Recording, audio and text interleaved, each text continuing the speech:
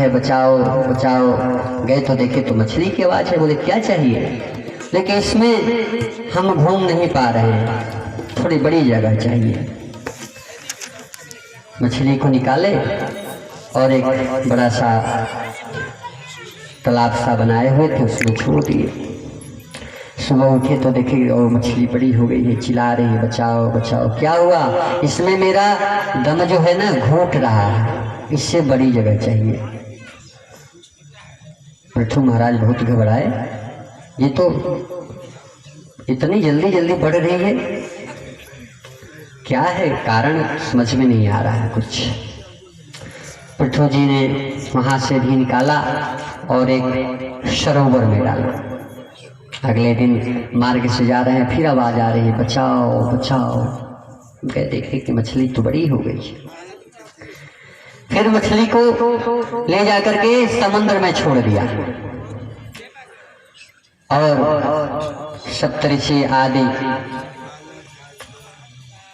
उसी समय वहां से जा रहे थे। बताए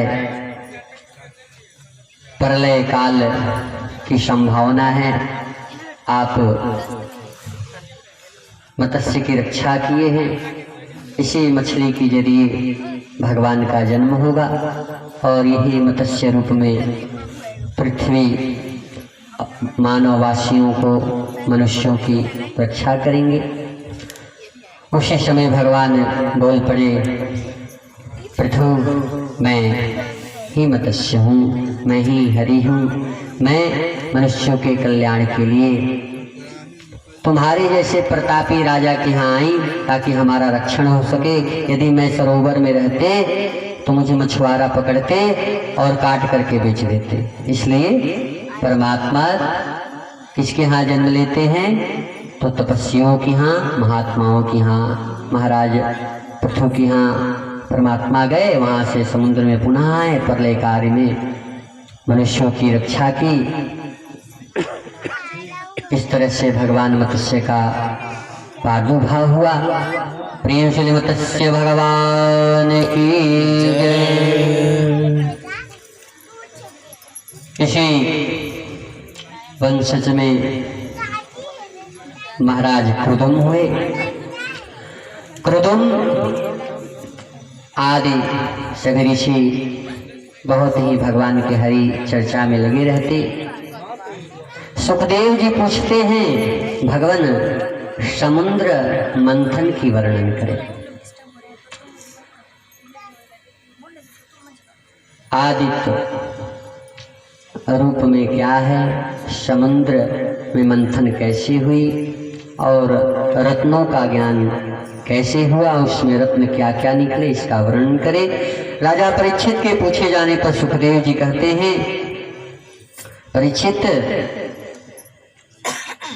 अब हमें तुम्हें भगवान कच्छप यानी कूर्म अवतार का वर्णन कर रहा हूँ, समुद्र मंथन का वर्णन कर रहा हूँ। एक समय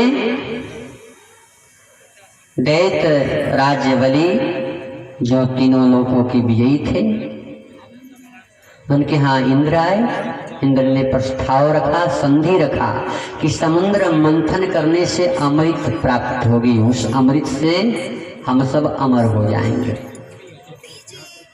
बलि तैयार हुए, देवताओं को इकट्ठा किए और दानों को भी इकट्ठा किए। देवता दानों मिलकर के संधि कर करके नागराज वासुकी को बुलाया गया, मंदराचल पर्वत को निवेदन किया गया और समुद्र में रख कर करके मुख के तरफ दैत्य लोग और पुक्ष की तरफ देवता लोग मंथन करने लगे। कुछ ही समय के बाद मंदराचल पर्वत जो है समुद्र में डूब गया।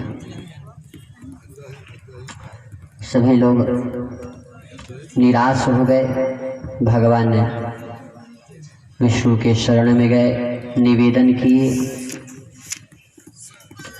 भगवान विष्णु ने कहा कि मैं क्या कर सकता हूँ,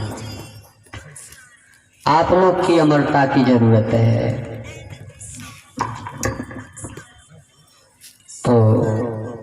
उन्होंने कहा कि आपकी ज़रूरत है, आप यदि कोई उपाय